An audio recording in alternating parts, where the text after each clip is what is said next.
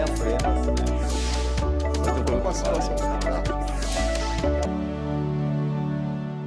Olá, tudo bem? A Constituição Cidadã de 1988 passou a reconhecer como entidade familiar a união estável entre homem e mulher e a família monoparental. O direito passou a proteger as mais variadas formas da família, não apenas aquelas constituídas pelo casamento, impulsionada pelas próprias transformações sociais. Esse é o tema do nosso Em Discussão especial de hoje. E para falar mais sobre esse assunto, eu recebo a Carla Rodrigues, que é advogada e especialista em direito da família. Seja muito bem-vinda, doutora Carla. Muito obrigada pelo convite, é um prazer estar aqui. E para a gente começar o nosso assunto aqui, eu queria que a senhora, você, me desculpa, né, explicasse aqui para a gente o que é a união estável. Tá.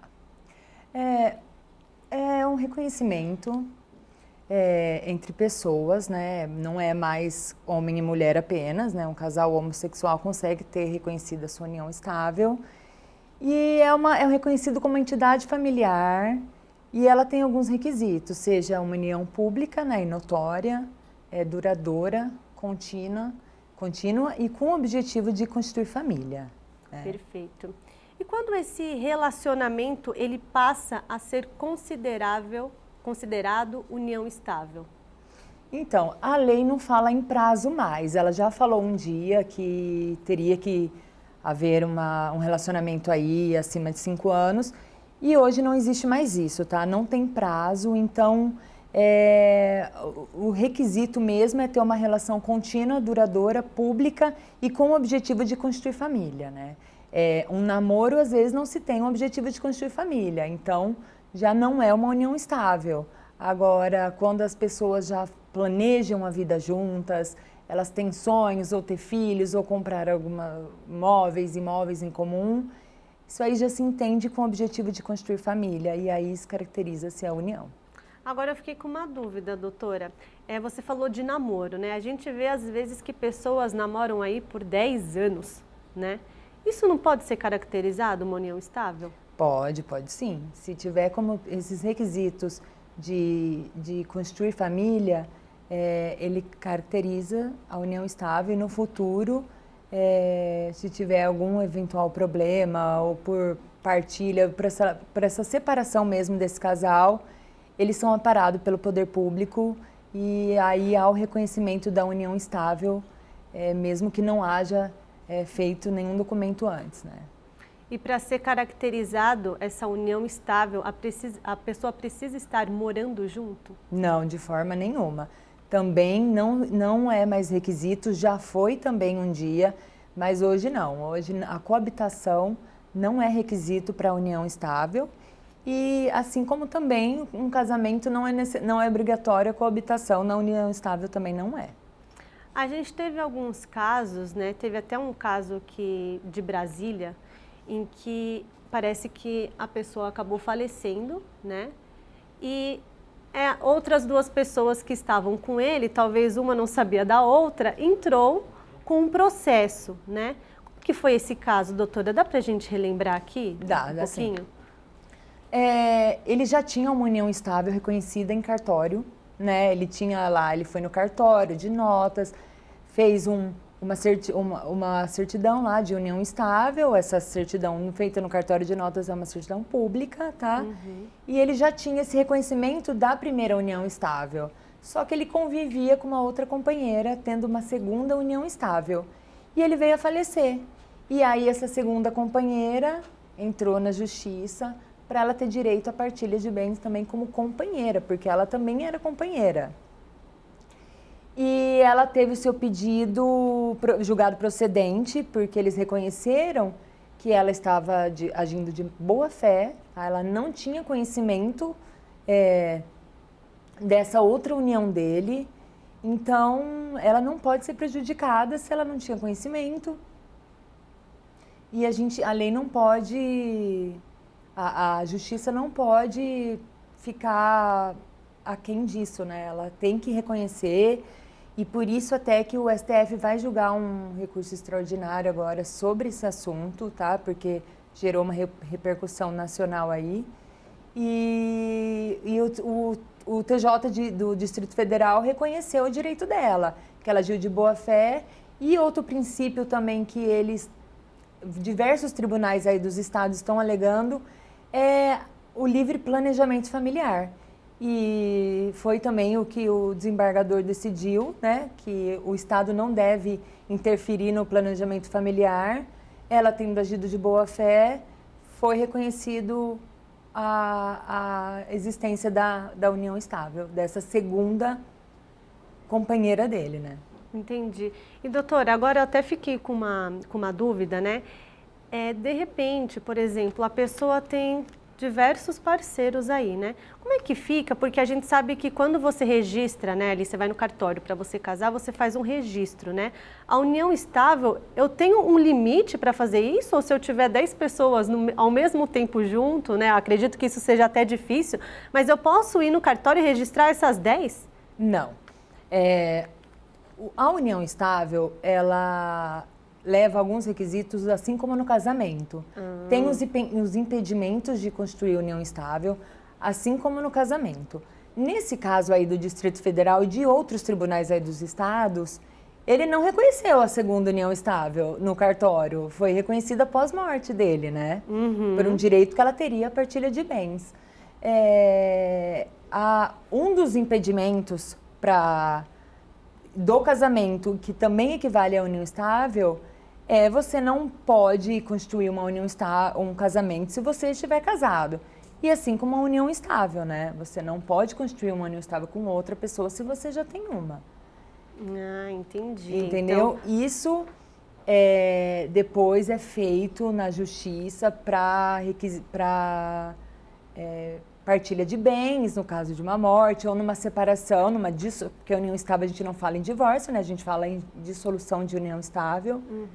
Isso depois tem que ser verificado na justiça, caso não tenha feito o acordo de união estável, né? O pacto de união estável. Então, depois tem que ver os direitos na justiça, caso tenha aí mais de um companheiro.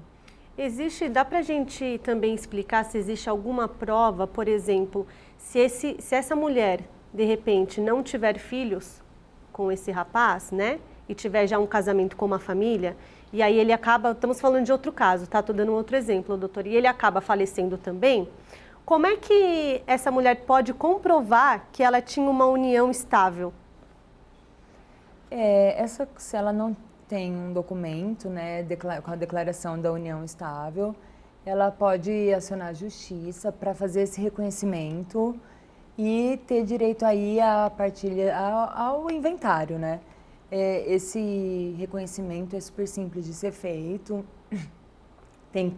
Claro que tem que ter provas, essas provas podem ser feitas através de contas que eles têm em casa em comum, cartões, contas em bancos, em conjunto e até testemunhas, né? É super simples. Isso, todo dia no escritório a gente vê isso, né? O reconhecimento de união estável. Ainda mais com as redes sociais, né, doutora? Totalmente, facilitou bastante. E a gente consegue especificar quanto tempo se configura uma união estável? Não tem prazo.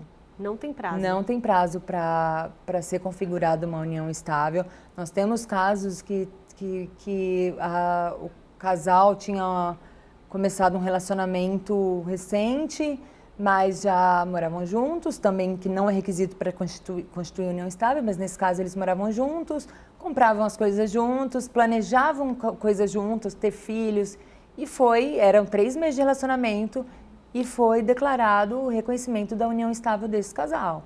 Eles compraram algumas coisas juntos e terminaram o relacionamento. E aí a moça queria direito àquela parte, né, do imóvel bens, que ela tinha comprado, dos bens, e ela teve reconhecida a união estável e assim foi feita a partilha de bens. Tá? Então não tem prazo. No direito de família, cada caso é um caso, tem que analisar individualmente.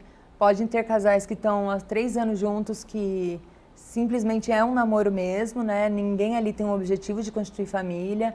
E tem casais que têm é um relacionamento mais curto e se configura a união estável. Então, vai depender de cada caso.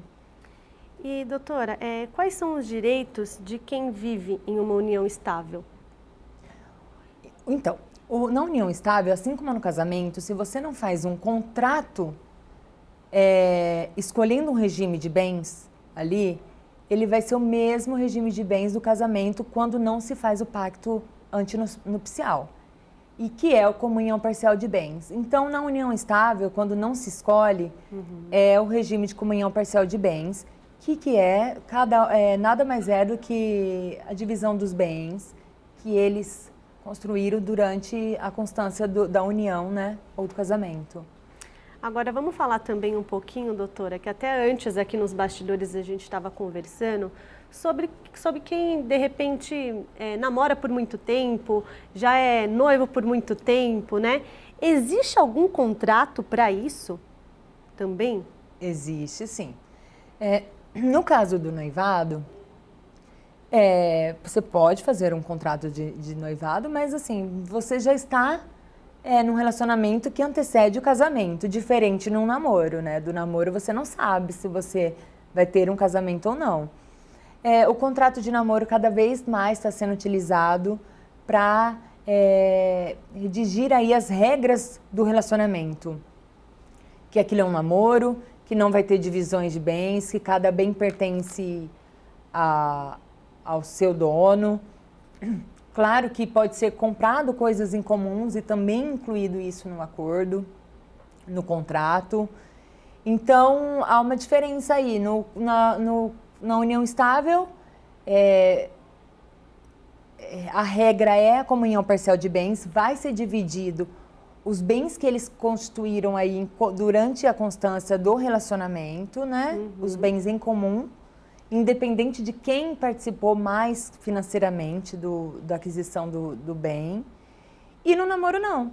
No namoro, é um contrato de namoro, é um relacionamento justamente para não ter esse risco de ter uma divisão ou um reconhecimento de uma união estável que não era uma união estável, era um namoro, ninguém ali tinha o objetivo de constituir família. Então, fazendo esse contrato, as partes deixam bem claro, sim, os objetivos delas durante a relação.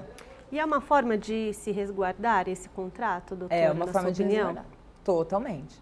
Teve até um caso também, não vou me lembrar quando foi, mas acredito que foi o ano passado, de que uma mulher acabou se relacionando com um rapaz, que era um pouco mais novo que ela, e ela acabou colocando esse rapaz na casa dela, tudo, ela tinha uma empresa. E aí, de repente, ele saiu, colocou ela na justiça e falou que queria metade dos bens dela, né? Isso acho que correu na justiça. Nesses casos, doutora, como proceder? Então, nesses casos, ela deveria ter feito um contrato de namoro, se era um namoro, para ela proteger os bens dela, né? E até porque essa mulher poderia ter filhos e ela também estaria colocando em risco aí o direito dos filhos dela num futuro, né?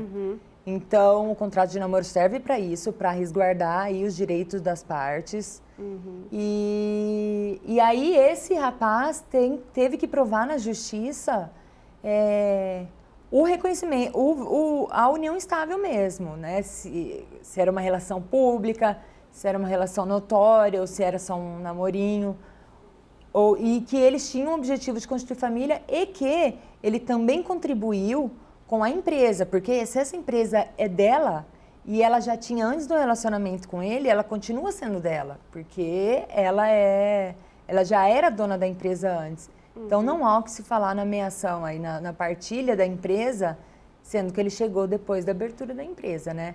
Só, claro, melhorias, benfeitorias que são feitas durante o relacionamento, aí sim, ele teria direito aí, se vivesse em união estável, a partilha desses bens, dessas benfeitorias feitas após o relacionamento, o começo do relacionamento deles.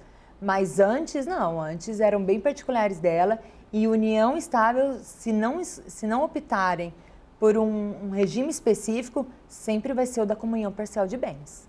Perfeito. E esse contrato, ele é novo? doutora, de contrato de namoro, por exemplo? Porque eu acho que antigamente isso não existia, né? Não, ele não é novo, assim, eu já escuto falar dele já tem para mais de 5 anos, só que ele não é tão usado. Exato, acho que as pessoas ainda não, acho que nem tem tanta consciência Não, de, por não. exemplo, comecei a namorar, tô noiva, vou lá, vou fazer um contrato, porque vai que amanhã acaba esse relacionamento, eu preciso estar resguardado, porque a gente confia na pessoa que a gente está, né? Exatamente, por isso que a maior parte dos problemas envolvendo uniões estáveis e contrato de namoro, na justiça, é quando há dissolução, né? Quando acaba a relação. Então, é onde eles levam esse problema para o judiciário para tentar resolver de alguma forma, porque antes não foi feita o reconhecimento da união voluntariamente, não foi feito em cartório e somente após o fim dessa relação, eles tendem a se preocupar e aí buscam o judiciário para fazer o reconhecimento e a dissolução e irem atrás dos seus direitos, né? E esse tipo de processo, doutora, ele acaba demorando a partir do momento em que a pessoa entra, de repente, agora falando assim, voltando para a união estável mesmo, a partir do momento que ela dá entrada no processo, quanto tempo mais ou menos ele demora para ser julgado, para colher todas as provas? Tá, essa é uma pergunta boa, porque me fazem diariamente essa pergunta. A gente, os advogados, não tem como precisar uma data específica, porque isso depende muito mais do fórum lá, do cartório onde caiu o seu processo, né, da vara que caiu o seu processo, do que o próprio advogado. E aí vai depender do andamento deles lá, interno. E cada vara trabalha de uma forma, cada vara tem um número de processo maior que a outra, e assim vai. Então fica difícil eu responder essa pergunta. Entendi. E aí, doutora, eu queria também que você deixasse alguma dica, né, de repente, para quem está nos assistindo, para tentar, como que a gente, de repente, pode se resguardar, né? Não só fazendo contrato, acho que também na conversa e conhecendo talvez um pouco mais a pessoa em que a gente está, né? Conhecer um pouco, vasculhar mais sobre a vida da pessoa. Qual dica que a senhora daria? Bom, a primeira dica é fazer, sim, né, um contrato de união estável, porque assim você evita problemas futuros. Eu acho interessante conversar com o parceiro, com o companheiro, para ser feito isso, porque por mais que às vezes um não colabore financeiramente tanto quanto o outro, ele ajuda de alguma forma a conseguir daqueles determinados bens que os dois estão almejando, né? Então, converse com o parceiro, com o companheiro, faça a declaração de união estável. E eu também aconselho a fazer essa declaração publicamente, que é feita no cartório de notas, tá? Não simplesmente ir lá fazer um contratinho e reconhecer firma no cartório de registro civil. Faça publicamente essa declaração, porque ela vai servir como um documento, um documento extrajudicial. Você não vai precisar acionar o judiciário para fazer o reconhecimento daquela união, tá? Aquela união estável. Você simplesmente já vai ter ali um documento que comprove mesmo essa união estável e possíveis problemas que vier a acontecer, você já vai estar resguardado. E o companheiro também, né? É bom para as duas partes. E então, assim, principalmente faça o documento. Esse é o principal ato que se pode fazer para evitar problemas futuros. Caso não fez, confiou, não teve tempo, ou entre outros problemas, ou a outra pessoa não queria fazer, mesmo convivendo em união estável, ela não queria fazer, você vai ser resguardado pela justiça. E essas provas são simples, são provas documentais, testemunhais, todo mundo sabe que vocês viviam com o objetivo de constituir família e é chamado essas testemunhas para depor, caso não consiga reconhecer. E assim, o juiz vai declarar ali aquela união estável desde a data que foi constituída essa união estável, não a partir daquela sentença.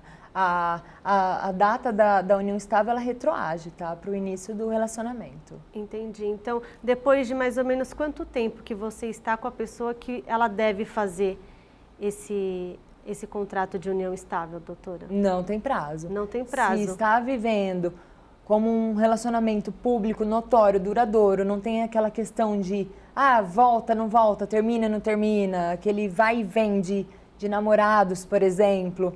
e tem um objetivo de construir família, elas planejam junto, elas têm sonho em ter filhos, eles querem comprar um carro, um imóvel e assim construir a sua família, seu lar, já é caracterizada a união estável e então assim, não tem prazo mesmo, a lei não fala em prazo e o direito de família sempre vai analisar cada caso individualmente. E caso o parceiro não queira fazer a união estável, não queira registrar isso? Se ele não quiser registrar, ele não vai poder registrar isso obrigado, né? E aí a outra parte tem que se resguardar para, se um dia ela precisar, claro que a gente nunca espera que aconteça essas coisas, mas se um dia ela precisar, ela vai ter as documentações, conversas e testemunhas aí para apresentar no judiciário e ter o seu direito reconhecido. Doutora, e para a gente já ir encerrando o programa, eu queria perguntar para a senhora como é que você, na verdade, vê essa situação no Brasil hoje? Você acha que alguma lei precisa melhorar quanto a isso? Eu queria que você comentasse um pouquinho dessa sua opinião. Olha, Roberta, eu acho que precisa sim melhorar sobre isso, porque são questões da atualidade, estão acontecendo. Por mais que a lei não fale sobre esse assunto, existe uniões estáveis ocorrendo aí simultaneamente. Então a lei vai precisar dar uma atenção a isso. Assim como antigamente existiam várias coisas que não eram permitidas na legislação e hoje são. E hoje é um absurdo. Por exemplo, não reconheciam-se os filhos de casamento de pessoas, de concubinos. Né? O homem teve um casamento, teve um filho com uma outra mulher que não era esposa dele e esses filhos não eram reconhecidos, até pouco tempo atrás, até antes dessa Constituição nova, a de 88 que nós temos. Uhum. Então, hoje é um absurdo, é filho dele do mesmo jeito, assim como os da esposa dele é filho. Então, é um assunto que está aí em pauta e ele vai precisar aí de que o STF tome uma medida aí para solucionar tantos casos que a gente tem aí nos tribunais, né, dos estados. E tem bastante estados já decidindo pela união estável simultânea, tá? Já temos no Distrito Federal, já temos em São Paulo, no Rio de Janeiro, Tocantins, Rio Grande do Sul, vários. E já temos em Minas, que é mais conservador, já tem esses julgados em Minas, de reconhecimento de união estável simultânea, né? É claro que vai depender se a parte que está pedindo reconhecimento, esse reconhecimento simultâneo, ou seja, esse segundo reconhecimento, ela não sabia da existência do primeiro, ela estava agindo de boa fé, isso é importante também para ver o reconhecimento. Esses estados estão julgando favoráveis ao reconhecimento, então o STF ele tem um caso aí para julgar, deve estar para julgar logo, e que vai mudar e vai abrir precedentes aí para os tribunais do país inteiro, né? Então, alguma coisa precisa ser feita porque é atualidade, é um assunto de grande repercussão e precisa de uma medida. Com certeza. Agora você até me deixou com uma dúvida, doutora, que entra também no tema, se a pessoa for casar, ela foi casada, né? Por exemplo, não quis dar a separação para o parceiro começou a constituir uma outra família, né?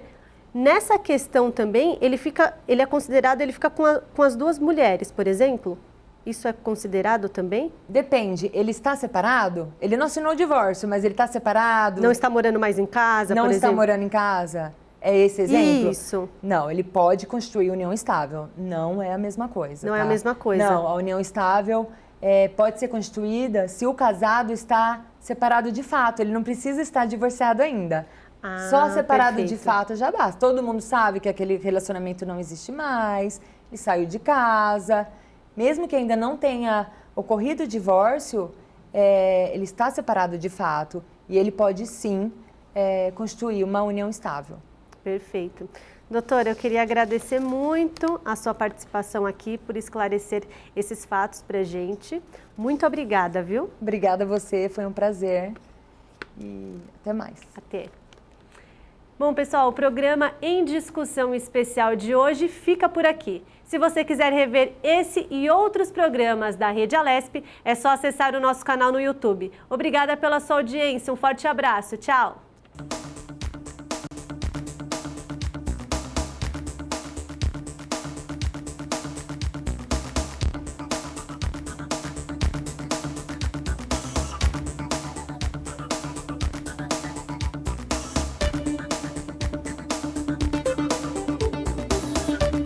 Vale a pena.